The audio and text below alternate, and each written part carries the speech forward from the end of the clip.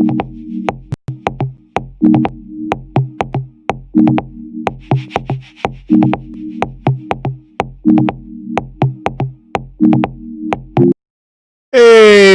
how's y'all doing again? This is your host, Mr. Blow Your Minds, and welcome to the most hated show in the black corner of YouTube. First and foremost, I want to say what's good to my subscribers, my day ones, what's good, fam? New subscribers, you happen to pass by, again, we thank you for joining the Black Minds News family. Passerbys, we always got a grand opening, go down the aisle, happen to see something that you might happen to like. If you happen to see something that make you feel some kind of way, remember, the motto of my show is the truth don't need no partner. All right, so I did a video the other day. It seems like they are putting a more strain on this channel. Can you believe a channel that's been in the business going on 9 years can't get 100 views? Did a video the other day about Jacob Blake and the scenario and situation that happened there.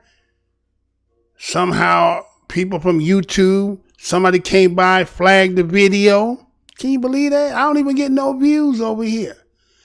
They still come over here and they still hating, but they always hating because I made that video back in April 1st of 2014, the extinction of the white race.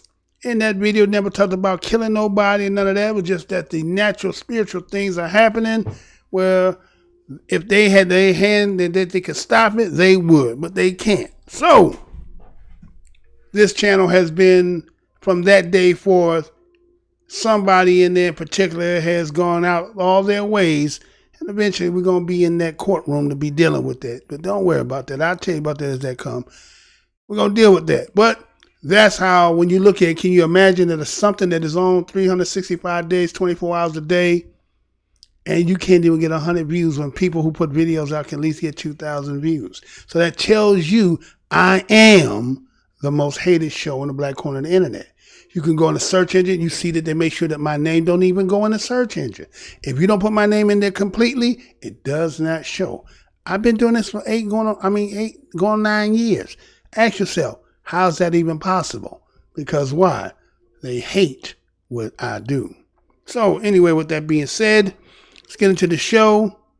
This show is kind of a continuation because it's not so much about me and about entertainers, actors, and so forth. They have their lane. They do what they do.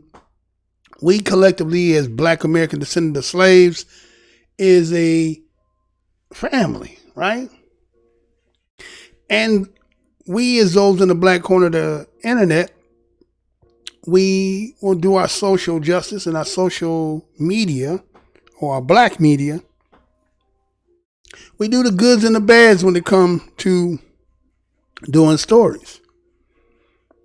And in this particular situation, what's so relevant in my perspective about this is the fact that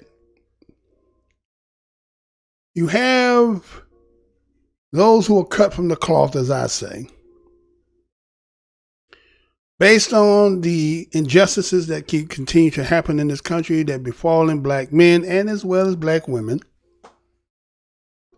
being brutalized or excessive force and killing by the administrations, municipality administrations and officers.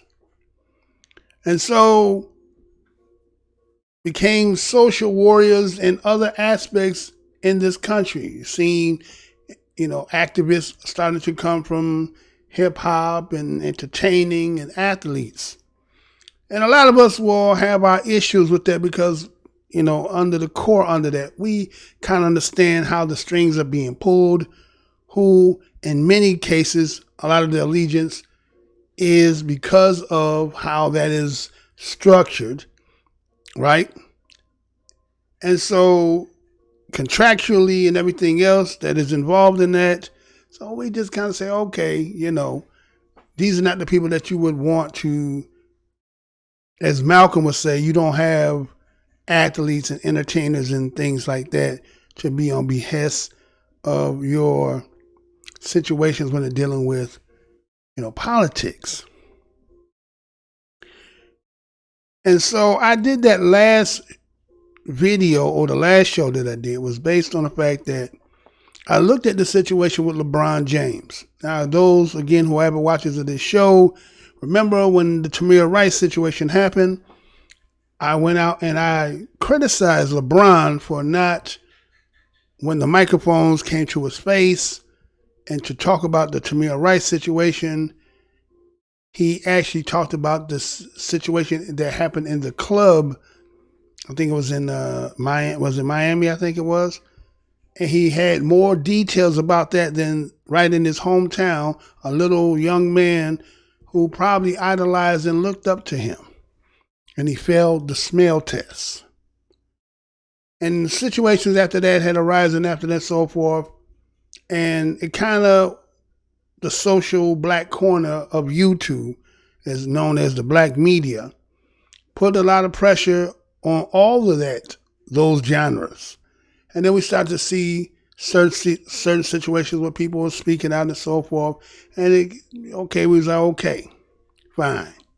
They're trying to do a little bit, and that's okay. Again, a lot of people wanted them to sacrifice everything. But again, if you understand how the game goes, you say, if you're not willing to give up everything, then how you expect somebody else to give up everything they're doing? But now time has elapsed. More situations have happened. The spotlight has gotten bigger, to the simple fact that the organization that they work for decided that they wanted to be showing its allegiance to black Americans and social justice based on the things that happened in the NFL with Colin Kaepernick and so things like that. But the NBA decided to put, names on the back of the jerseys, to put slogans on the court, and that allowed them that on the platforms that they can speak out on social justice, with their let's say their acceptance. So then we had the Jacob Blake situation take place. Happened to be in Milwaukee. The Milwaukee Bucks were going to play. And they decided to do something that it was not like it was a collective decision. It was on the spur of the moment. Well, Kyle Covert, I think, even came out and tried to apologize for it. But it was kind of the right thing to do. So just to give a fresh up on that, we'll go here and then I'll come back, check this out. No justice. No justice. No justice. Jacob Blake. Jacob Blake. Jacob Blake. Jacob Blake. Jacob Blake. Jacob Blake.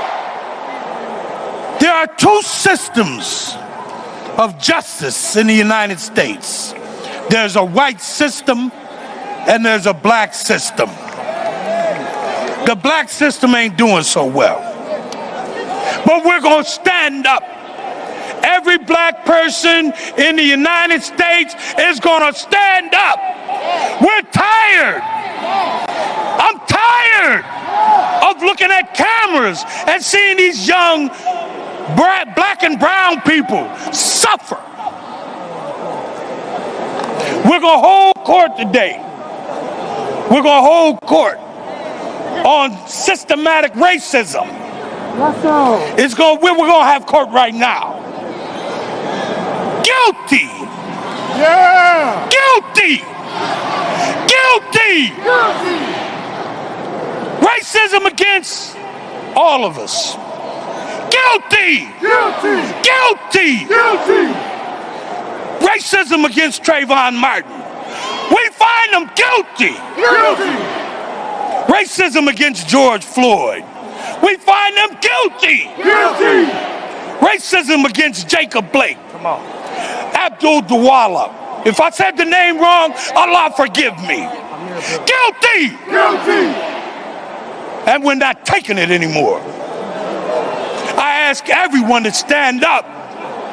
No justice. No justice. I met this man when I was 7 years old. How did I know I was going to meet this man again in these circumstances? I truly did not want to come and see y'all today.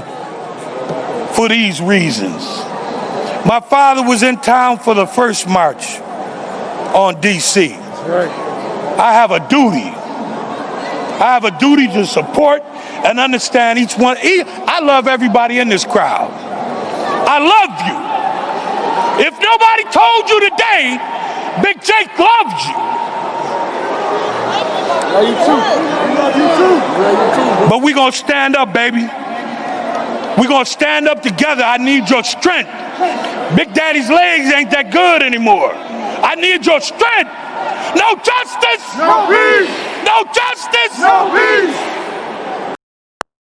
Pro athletes in four boycotting games in response to the shooting of Jacob Blake. The Milwaukee Bucks refusing to take the floor against the Orlando Magic, prompting all NBA playoff games to be postponed yesterday. Some games in Major League Baseball, the WNBA, and Major League Soccer schedules also called off. And this morning, White House advisor Jared Kushner says he will reach out to LeBron James. Christina Coleman following it all for us here in Los Angeles. Christina. Trace, the NBA Board of Governors is meeting this morning to discuss teams boycotting games. Teams who are in the bubble down in Florida took a vote last night. Most of the teams decided they want to continue playing, but the LA Clippers and the Lakers voted to boycott the remaining few games of the NBA season. It's unclear if more games will be postponed. A total of 3 NBA playoff games were postponed yesterday after the Milwaukee Bucks refused to play Game 5 in protest of the shooting of Jacob Blake in Kenosha. And in solidarity, games in Major League Baseball, the WNBA, Major League Soccer, and some tennis matches have been postponed. The Lakers also released this statement saying in part, quote, 80% of NBA players are black men. We cannot love them for the joy and entertainment that they bring to the world, yet sit in silence and fail to use our platforms and resources to amplify their voices when they demand the justice and equality that America has promised us all. And LA Clippers coach Doc Rivers got emotional over Blake's shooting. Just watching the Republican convention and this spewing this fear, right? Like all you hear is Donald Trump and all of them talking about fear. We're the ones getting killed. We're the ones getting shot. It's amazing why we keep loving this country and this country does not love us back. Despite frustration among athletes, not everyone is a fan of the boycott. Sports radio host Clay Davis tweeted in part, quote, the NBA has zero control over the justice system, nor should they. There was no logic to this decision not to play and no tangible result the NBA can provide. Also, some Democrats are weighing in too. Bernie Sanders says he supports players striking for racial justice, and presidential candidate Joe Biden tweeted that these players are using their platform for good. And at this point, it's unclear when the postponed games will be rescheduled. Trace? Yeah, indeed it is. Christina Coleman live for us.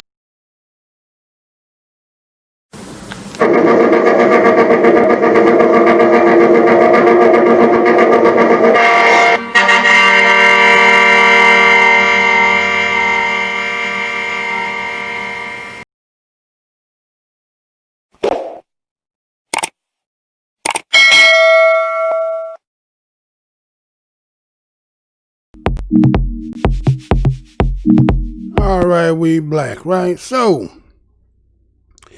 you seen originally there, you seen the father, Jacob Blake Sr. in Washington, D.C. They had the event there.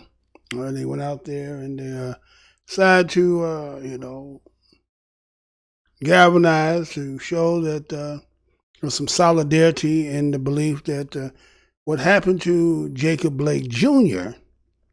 was injustice. And that many of the others that he mentioned and the injustice that didn't happen to them, black people in general, black Americans, BADOS in particular, have had enough. And that the attention that needs to be drawn to it is basically collective. Not just here in the United States, it has gone almost global. And so we see that from that situation that the NBA decided to go ahead and they said boycott originally. They ended up just being a postpone.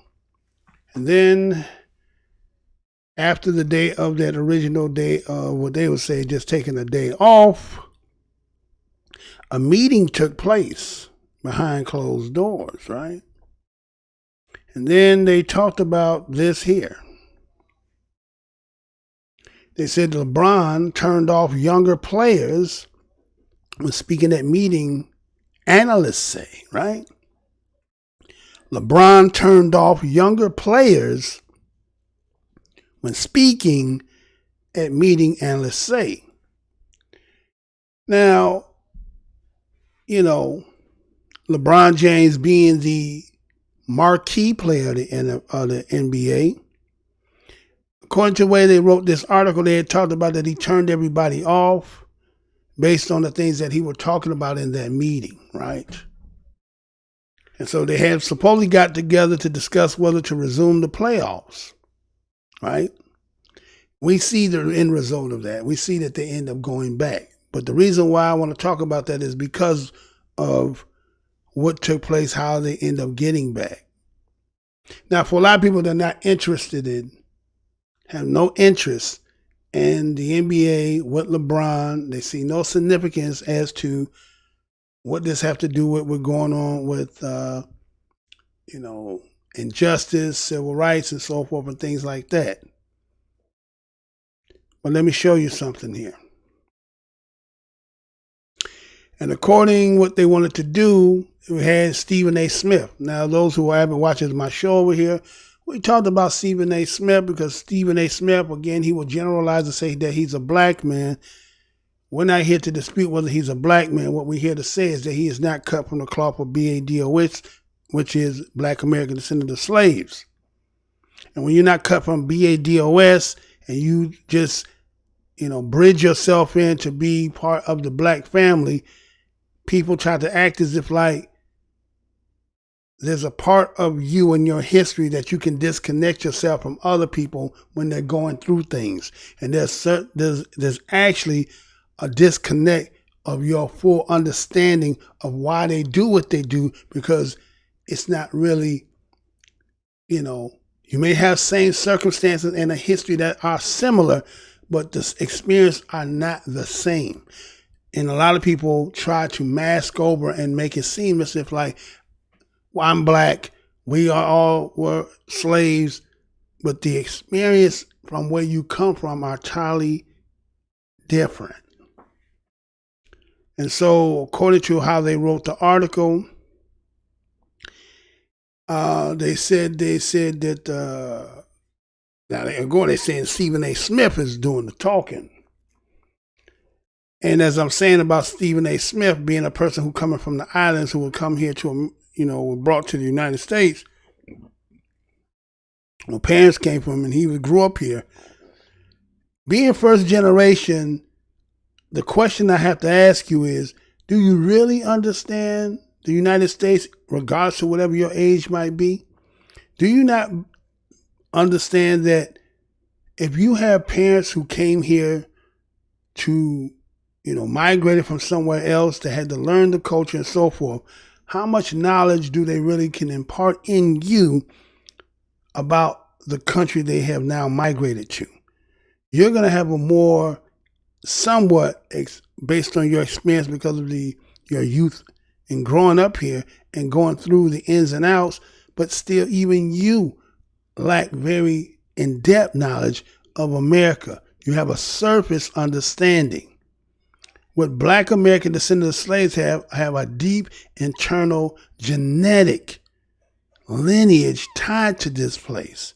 And a lot of people try to make this seem like this is insignificant. I don't understand y'all, other than the fact that either you intentionally are trying to be whatever game you think you might be playing. But if you came to me with it, I'm going to set you straight. Okay?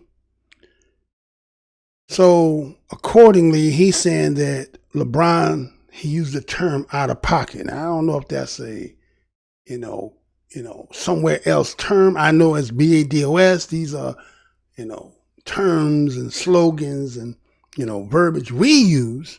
But he said he was out of pocket, right?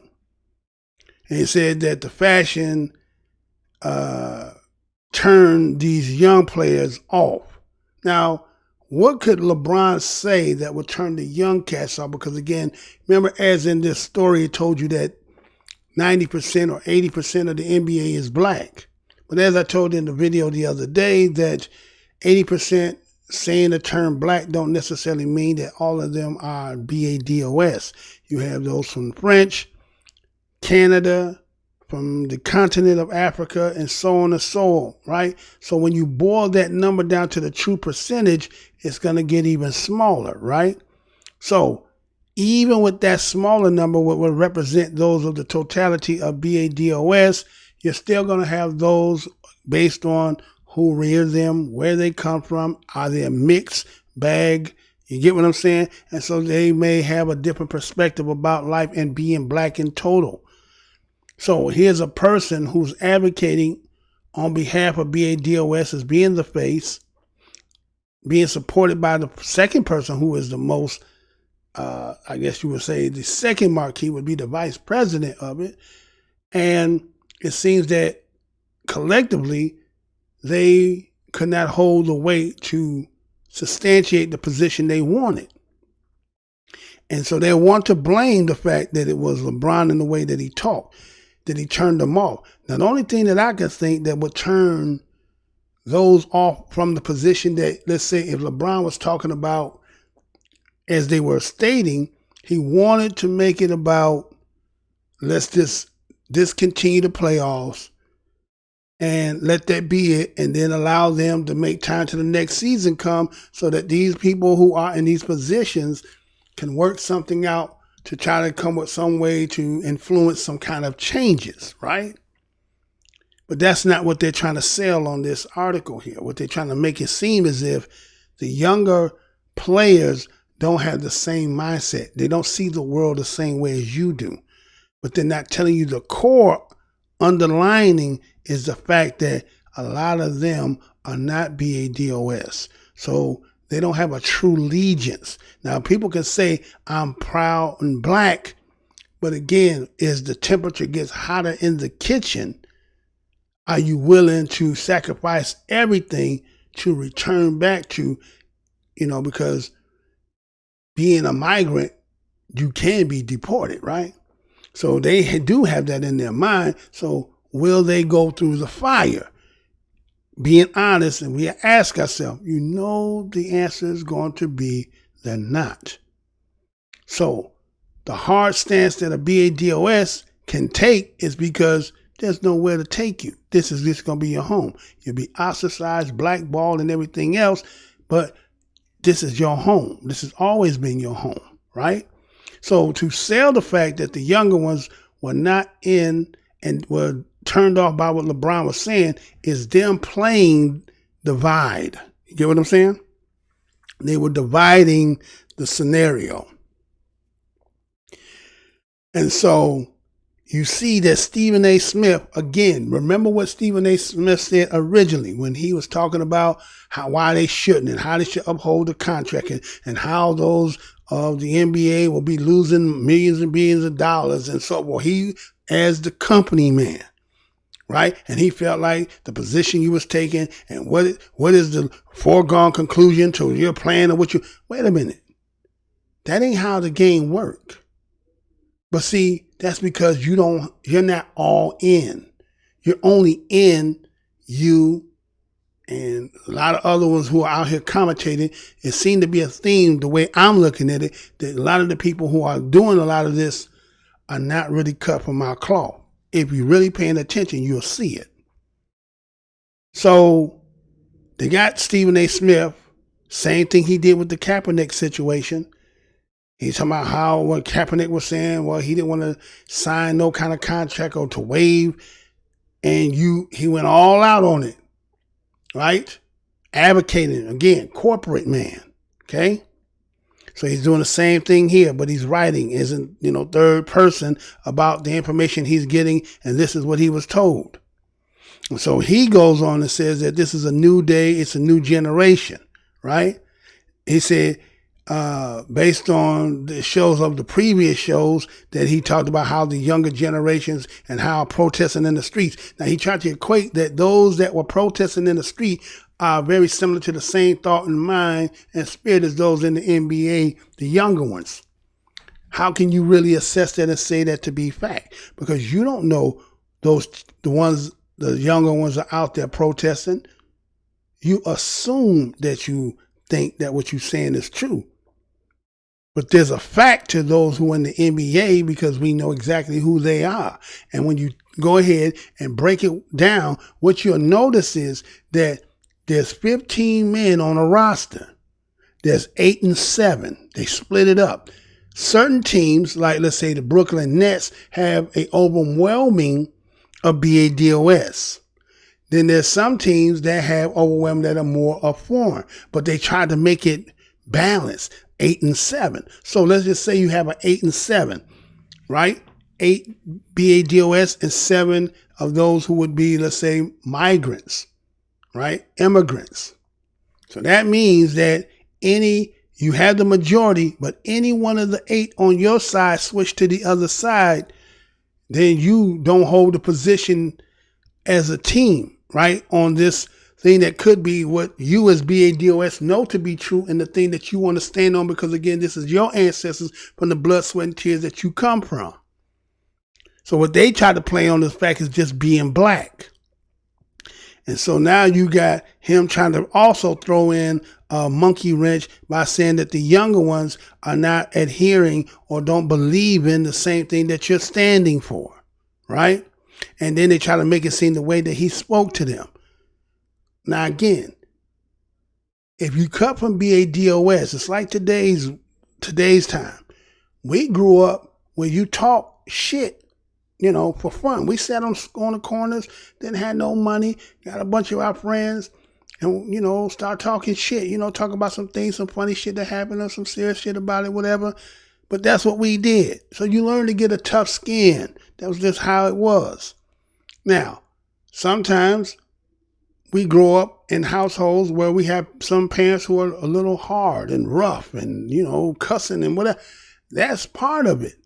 Now, if you come out of the salt soak now or put you in the corner and time out, can't raise the voice past 2, then if somebody is being fervent and strong about a position that, again, you may say that they talking out of pocket to you, but this might be something that is the core feeling of this.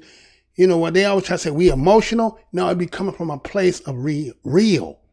And see, when y'all are taught by white folks to suppress your feelings and emotions, because otherwise it makes you seem like you're weak. But the people who don't seem to be doing all this, don't show no tears and don't cry, be some of the most craziest motherfuckers that the world has ever damn seen. Do I need to say that again? Or you got it the first time? So there ain't nothing wrong with sometimes letting out some damn pressure and emotion when the situation arises and when it's called for. So now those who are soft and can't accept it or don't want to actually understand it because they don't see the benefit in it for them, then yes, they're going to be in opposition. So the person who is advocating on behalf of himself and those who are like himself, he's trying to convince you why you should be doing what you need to be doing. But if you are totally against it because you don't see the light, isn't it his job to try to convince you that for the greater good, what this could be for? But no, only those who are here for their only opportunity. See, you're only here for what you are here. And that's what a lot of people who come here from other places don't realize, how you have been a hindrance. You have been a hindrance to our progression, because anytime that this country should have dealt with us in the way that it should have dealt with us in the right way, they had you as the back door to allow themselves to be able to undermine us and ignore us. It's kind of like what's happening right now when you're talking about this campaign. You got a person running for president and vice president that's seen to not even be talking to the people who are supposed to help them win. All they keep talking about is vote, vote, vote, vote, vote. But ain't nobody talking about nothing politically as to what I'm going to do as a politician for you. That seems not to even be on the damn table. Right? And that seems to be okay. But because we're sitting here talking about we're not trying to do that, everybody want to deem that we're wrong in our position. We're not hearing that shit y'all talking about. I don't give a fuck about what y'all talking about, really. So anyway, he said that the younger generation of players were not having what they're hearing from LeBron because of the fashion in which he spoke. He tried to make it in the way that he spoke. It ain't about the way he's saying it. Either you believe the position that he's talking about or you're not. And so if you can be, let's say, turned off because the way somebody is saying it, then you really didn't believe the stance, or you were really not for the stance of the cause anyway. But those are words you're trying to use. But again, see, I'm cut from the cloth. I'm here long enough. You couldn't talk to me like that. You understand? Because I see right through all that. Okay? So we see that they try to use this, and then they, it got to the point where they said that LeBron got angry, stormed out of the meeting. They cast a vote, come back that the majority of the players decided to say they want to stay, right? So we got a lot of people saying, well, this meeting ended up becoming dysfunctional. So again, so they're using these little terms, dysfunctional. And who do you hear them always trying to use dysfunctional? These are code word for blacks. The disorganization, dysfunctional ways of how they operate. Again, only we understand what we truly been in here. Everybody else is window shopping, looking from the outside in, thinking that somehow you know what it is to wear the clothes. Or even if you put on the clothes, you still somehow think you still the mannequin, and you're not. You just bought some clothes. You know what I'm saying? And so what happens is they say they got emotional all over the place, they say. They said that Udonis Haslam, he pressed James and asked the star what he was planning to do, right? And so according to what they say, that LeBron was like, we out of here, right? Walked out with almost all his teammates. They said the one teammate out of the whole group that did not go was Dwight Howard, right? And so players and all other teams voted to resume the season. So they had 16 teams, Clippers and Lakers, except for Dwight Howard. So there had to be another team. But anyway, that's what ended up happening, right? And that's what they're talking about. So they used that to try, again, to use the propaganda to say that the younger players were not in the same mindset and heart and spirit. They don't believe that the United States, and they don't believe that this country is racist. They don't believe that there's an injustice by the police. That's what that whole thing is trying to use and talk about, right? And so I remember an article that came out some time back, right? And this article was showing when you talk about the NBA, right? When you talk about the NBA, the NBA has a familiarity when it comes to the design and how it runs, right? And until somebody actually show you and get you to look at it, you may not even recognize that, right? So let me show you this. It was an article that had came up some time back. Do we got that? I don't know if we got that or not. See if we got that or not. I'm not sure. Let's see. No, that's not it, though. That's not it.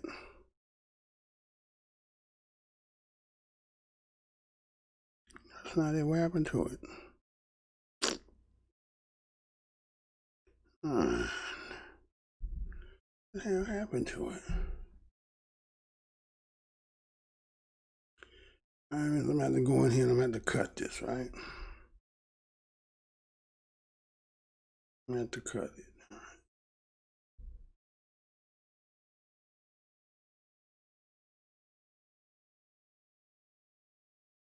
I ain't go there. All right.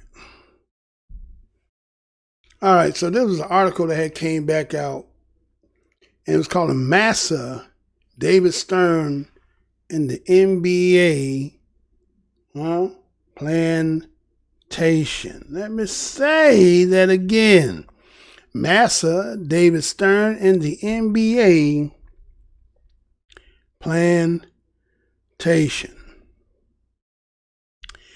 And so in this article, it came back, it was like in October 28th of 2011. And it came out of the final call. Now, a lot of people will be turned off when they say, oh, you're not going to compliment the Muslims. You're going to say that. Well, that don't necessarily mean that what they're saying is not true. And this is what they wrote, right? And they were talking about how the commentator, Brian Gumbel, and how he was going through this harsh criticism by the commission at this time was David Stern, and how David Stern run his business, right? And so as Brian Gumbel was talking about that David Stern, he said he has seemed hell-bent and demeaning the players, has always seemed eager to be viewed as some kind of modern plantation overseer, right? Treating NBA men as if they were like his boys. Huh? And so it was Mr. Gumbel who observed the pattern that David Stern, he believed his behavior, and that's what he was writing about, right? And he was saying that David Stern's MO, which is modus operandi, right? He looked at how some of his past serving edicts and how he changed the dress code, and that if players were questioning the officials, right? And he was reinstilling these new rules that were just kind of taking away some of the naturalness that, when we as black men and we're playing and competing, emotions get high, what I'm saying? We do a lot of things. And so it's kind of like when you think about back in the day with football, when you should go in the end zone and do a dance, and white people had such a hard, they was just so, hurt, or felt like hot dogging and showboating and not understanding the expression, right? We are black. We're not white like you. You understand? For some odd reason, some people feel like just because you're in a system that is white control operated and so forth, that if everything don't go according to the way you do it, then it can't be right. I am my own being, created by the God that created me through the spirit and embodiment that which he gave. So how you get down and how you see life don't make it necessary the way I see life and get down, right? And so we would score touchdowns. You see Billy White Shoe Johnson, those going back, to do the Billy White Shoe Johnson, the Inky Shuffle, right? The Washington Bullet, the gun down. I mean, it was a whole lot of, theatrics after a touchdown, was celebratory. But the white man, just scored a touchdown and run back and let's go and play again. See? Because why? You're not cut from the cloth we come from. You can't understand who we really are. You assume, like I say, window shop. You sit on the outside looking in, but you really don't know who we are. You assume you do. From your business aspect, right? From the model that what you keep, brainwash yourself to believe. So anyway, Brian Gumbel, he was commented, has sparked a lot of disappointment and outrage by his white colleagues that he was working around, right? All those in the sportcasting industry. They were offended. They felt like, why would he go back and reach into the distant, ugly American past to find a racial analogy, right? To show that how the NBA operated in that particular day, we're going to say 2011, right? And that the comparison between the business of today's sport industries and business of yesterday's plantation slavery is hard to ignore, right? There's a lot of similarities. You ever watch a compound in the NFL? What you think that, don't they kind of like, 40-yard dash and how much weight you can pump, and you know what I'm saying? It's got a plantation kind of aura to it, and they sitting out there with their stopwatches and got their clipboards, right? So there's a lot of parallels when you start looking at this. And so what we see is that Brian Gumbel decided to go make some of the comparisons that he drew. He talked about how Dan Gilbert had assumed the natural role, as he said, a plantation master, right? Now, this is when the time when LeBron was still there in Cleveland. Now here it was, the way that they quote and they put it as LeBron was a superstar slave, right? But LeBron had got to the point where he decided he was going to leave his place of employment, right? But Gilbert was, they say, and those who remember the time, Gilbert was like a hairbreadth away from calling out the bloodhounds on LeBron, right? You remember that big fiasco when LeBron decided to leave and they were burning jerseys and effigies and, right? Basically just like, here's a homegrown person decide, to do what he needed to do for best for his career.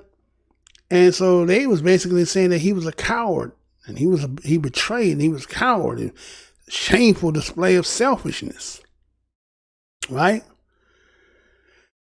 And, it was just that ugly display, but it wasn't really black people, was it?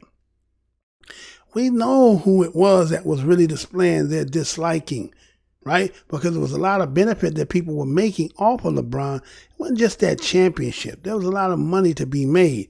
And him taking that and his opportunity and his gift with him somewhere to let somebody else benefit, they didn't like that. So when you think about Dan Gilbert, who had bought that team back in 2005 for $375 million, and so with LeBron leaving the Gilbert plantation, and now, it was worth, according to why LeBron was there, he bought it for $375 million, but when LeBron came, it worth $476 million, right? So now what you're doing is you're going to revert it back when LeBron leaves, right? It's going to be now he don't lose the value of not having LeBron on this roster, not as a teammate. So was it more about the championship or was it about the economics? Only Dan Gilbert could tell you that, right? But you go back and you remember that it was Dallas Mavericks' Mark Cuban who agreed with Gilbert because Cuban had explained the passion of owning a team.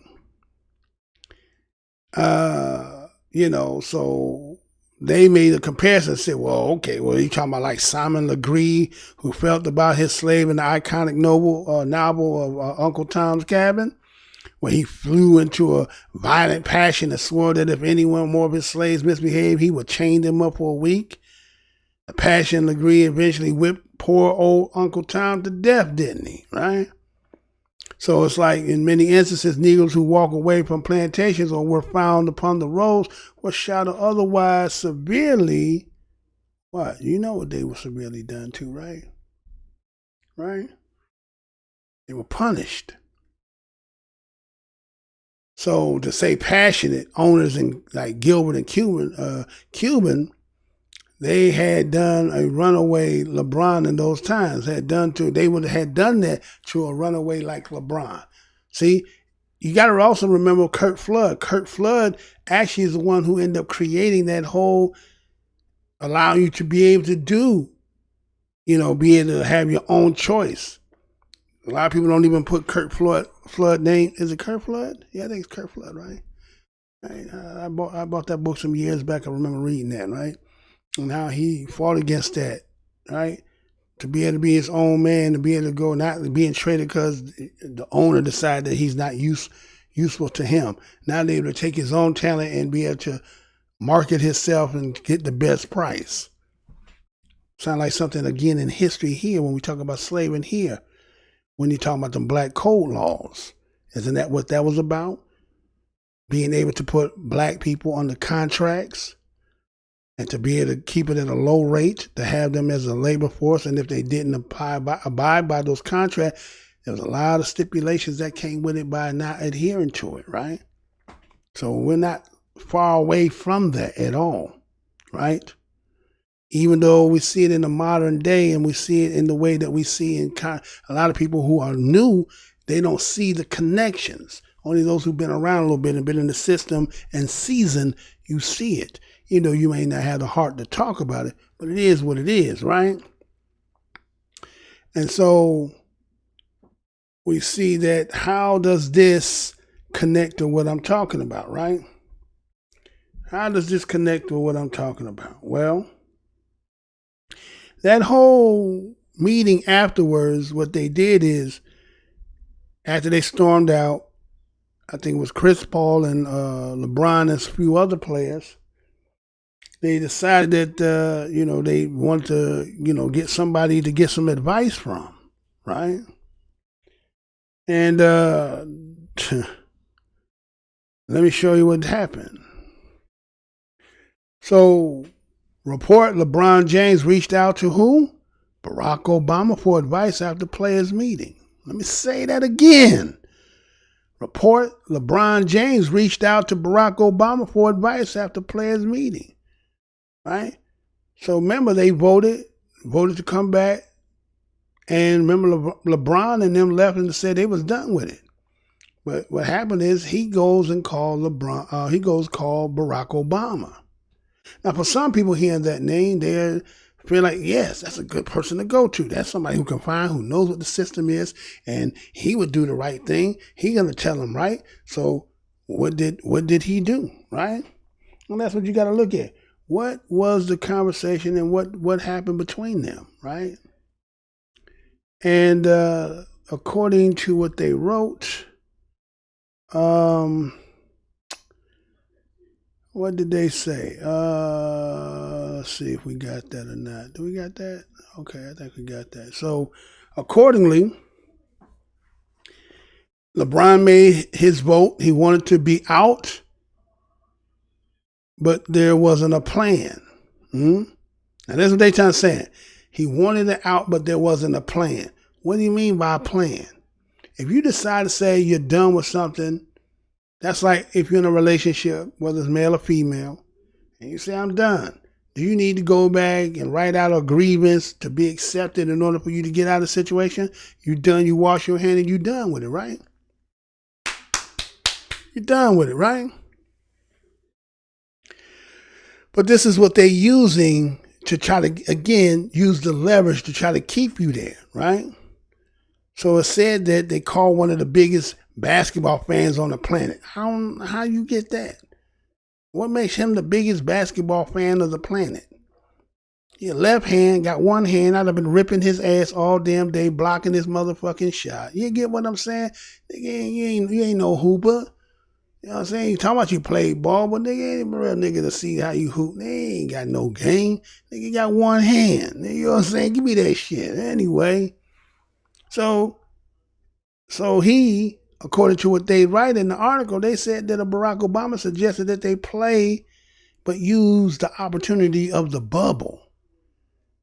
Okay, so he's saying play, and then while y'all still there, y'all can, try to convene and talk with the players and then come up with a better way to do this, right? Right? So accordingly, it was Chris Paul, small group of players, LeBron James, and just to utilize the opportunity to contextualize actions they want in order to play. So he wanted them to go back and rethink and come up with the plan and then present it, right? And so on the call, it broached forming a committee for players' actions that they want Obama involved. So now what they did is they got Obama to be part of representing them on behalf of them as BADOS. Now, the issue I got with that is he's not BADOS. I know a lot of our people have gone ahead and made him honorary, cut him in because of his wife, his wife, and they said that, he's honorary. He's black like me, and that's all. But again, if somebody who knows who they are and let you think they are, what real true allegiance do they have to you? Can you be played in that is the question. Can somebody play you based on the fact that you assume that who you thought they were and use that for their own leverage? What are you talking about, Mr. Blow Your Mind? What am I talking about? What am I talking about? Well, let's see. What am I talking about? Let me show y'all this. Let me show you this. Ready to do this?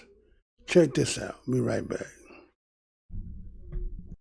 Barack Obama's teaming with the NBA and the International Basketball Federation to launch the new Basketball Africa League. The NBA announced the new league Saturday and released a promotional video featuring the former president, who offered some advice to young athletes in Africa.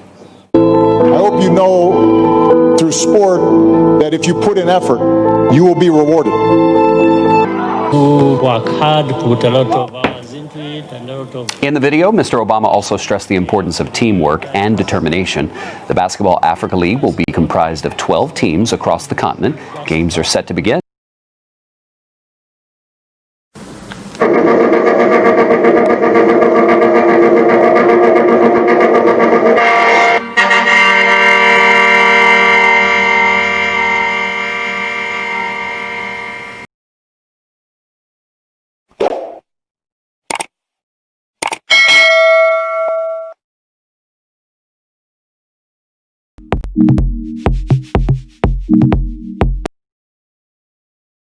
Back, right? We're back, right?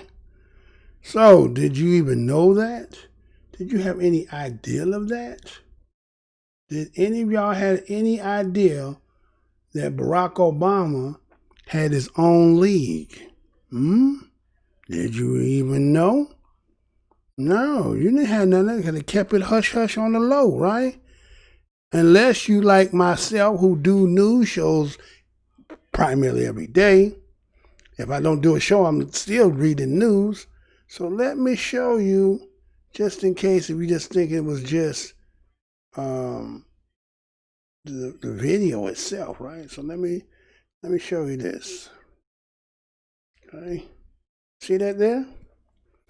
Obama set for role with new African basketball league backed by NBA. Let me say that again.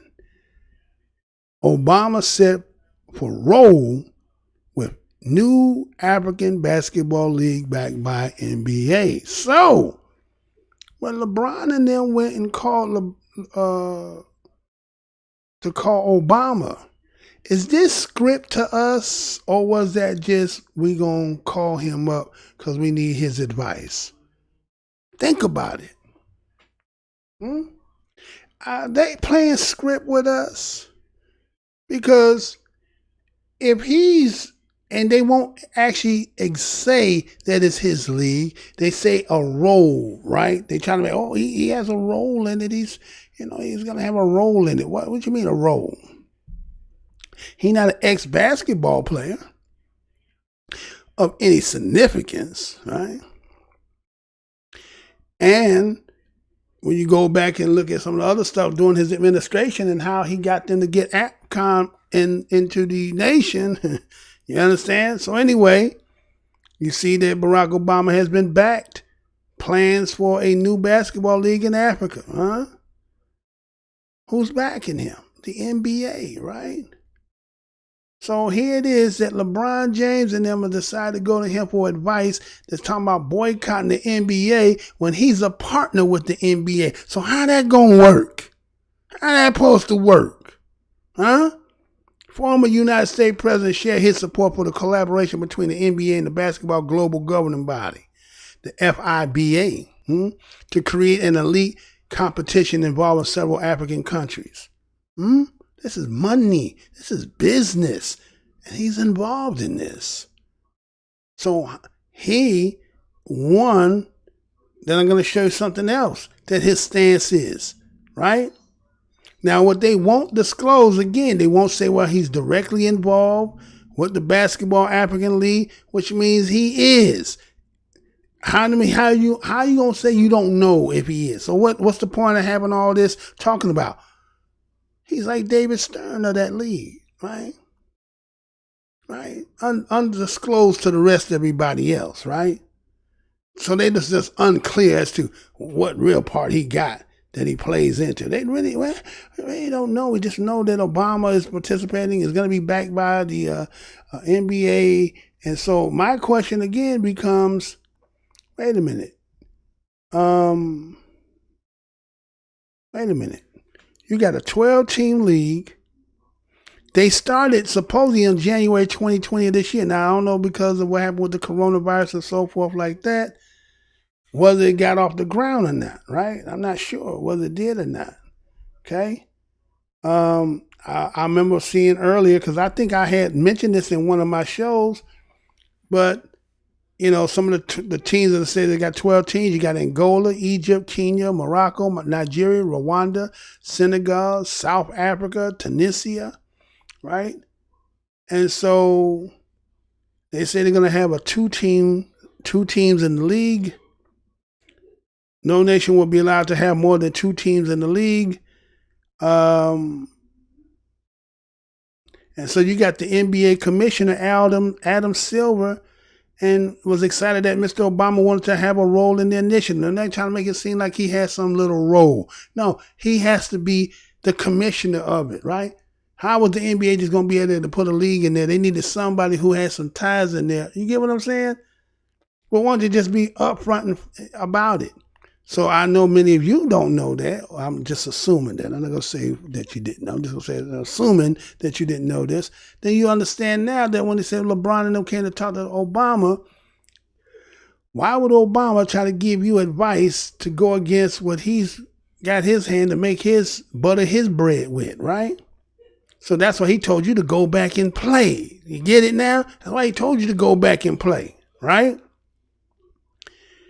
And so, ain't that something? But let me show you this other kick in the head. Here's the other kick in the head.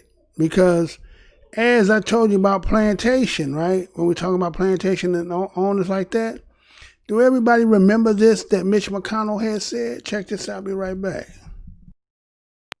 Were you that your great-great-grandfathers were slave owners in Alabama before the Civil War, and has that revelation caused you to change your position on reparations? You know, I find myself once again in the same position as President Obama. We both oppose reparations, and we both are the descendants of slaves.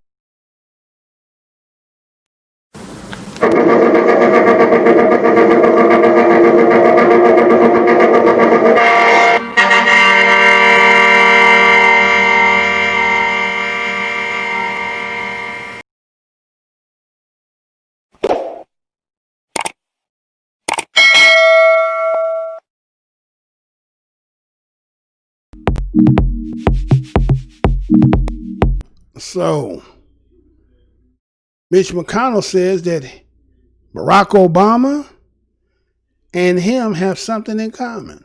One, they come from lineage of slave owners in the United States. And two, like himself, who is anti-reparation, Barack Obama as well is anti-reparations. So the question becomes, how does an BADOS man who seemed to be in a situation that said he's going to advocate on behalf of his people, go to an individual whose stance is for his company because he has, let's say, he has some kind of incentive because he's created a lead on the continent of Africa, right? Why would he try to tell you to make a stance that's going to collapse and make the money that he's trying to make? Then you have to say, was this all script? Was it all script? Because just the other day, as I did the other show, you had Jared Kushner come to propose to LeBron and say, hey, instead of all this stuff that's signaling and all this stuff that we just going to do emotional, why don't we sit down and do this policy with us and see if we can work something out? So here he is. He got on both sides. He got Trump on one side and he got Obama on the other side. And Obama is like the ear that could get tied to Biden. And then he has Jared Kushner, who can also be tied to Donald Trump. But is this all a farce? Is this all a game? I just laid down how you're looking at these cats. This cat ain't for no reparation. This cat is he's of the lineage of slave owners. What makes y'all think that he gonna do anything that's really gonna change the game? Y'all tell me what y'all think, man. I just want to propose this once again, because, you know, many of us ain't going to talk like this. We ain't gonna really talk it the way it is. But again, I'm the most hated show in the black corner of the internet. Again, subscribe, share. Go over to my other channel, Black MINDZ TV. It's like the spelling here, BLAK MINDZ TV. Subscribe over there. Help that channel to get up so I can get us 1,000 subscribers. And then, again, for those who be trying to ask me how they can help support, this is how you can help support. At least just go there and help me to get the 1,000, and I'll work it from that point there. So again, this is Mr. Blow Your Mind, the most hated show in the back corner of the internet. To the next show, y'all. Peace, love.